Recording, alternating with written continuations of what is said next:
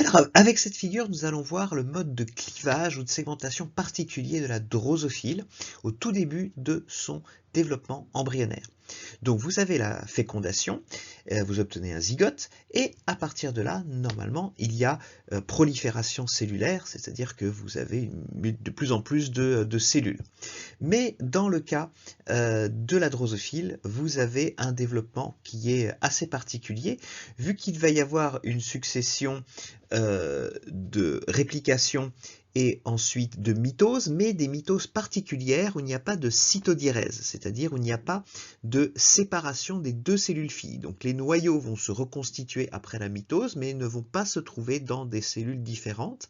et ils vont rester dans le même cytoplasme. Donc le cytoplasme va rester non divisé. Donc ici, ce que vous voyez, ce sont des noyaux cellulaires, puisque dans le cas de cette drosophile, c'est une drosophile transgénique qui exprime une histone fusionnée avec la GFP. Donc l'histone, c'est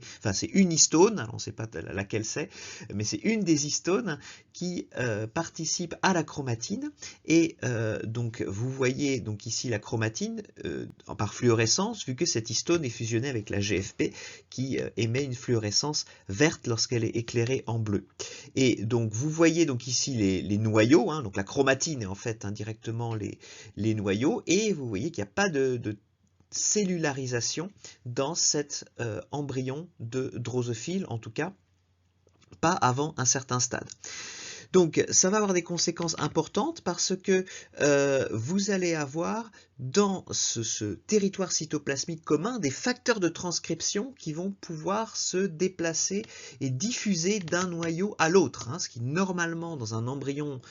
totalement cellularisé n'est pas possible, puisqu'un facteur de transcription il ne peut rester que dans une seule cellule et donc affecter qu'un seul noyau à la fois, il ne peut pas diffuser vers une cellule voisine et aller affecter le noyau et l'ADN d'une cellule voisine. Alors que ici, des facteurs de transcription pouvoir voyager d'un noyau à l'autre, et ça va être important pour la mise en place des axes de la drosophile, et notamment de l'axe antéro-postérieur avec des facteurs de transcription comme bicoïd par exemple, hunchback et d'autres gènes. Alors, néanmoins, donc tous ces noyaux vont occuper toute la partie centrale de l'embryon,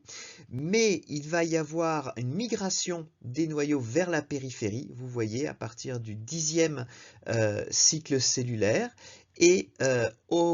après le cycle 13, ici, eh bien, une membrane plasmique issue de celle de l'ovocyte qui était encore présent, eh bien, cette membrane plasmique issue de celle de l'ovocyte va se développer et former des sortes de doigts qui vont pénétrer entre les noyaux pour former ce qu'on appelle le blastoderme cellulaire. Et cette fois-ci, chacun des noyaux va se trouver dans une cellule particulière et séparé des autres noyaux par une membrane plasmique. Donc à ce moment-là, au stade 14, il y a 6000 cellules environ qui se forment en quelque sorte d'un coup directement à ce stade. Donc c'est un développement très particulier du début de l'embryogenèse de la drosophile et qui va avoir des conséquences, comme on l'a dit, sur le début de la mise en place de ces axes.